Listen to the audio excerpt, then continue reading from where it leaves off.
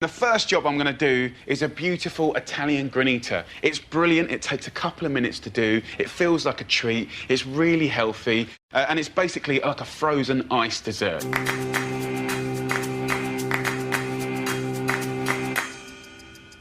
So, first things first, get yourself a pre-bought pack of ice, and you want to half fill your processor, whatever size it is, half fill it.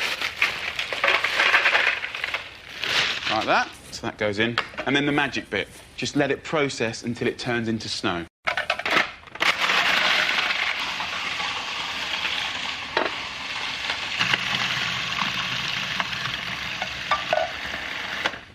Every time I do this, it's always bizarrely exciting.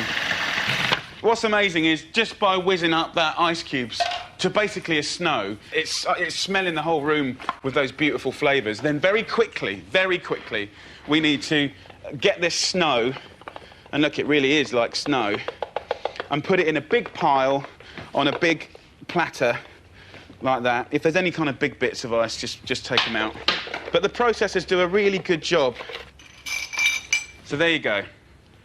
Let's just put this, flatten it like that, straight into the freezer. That can go in there.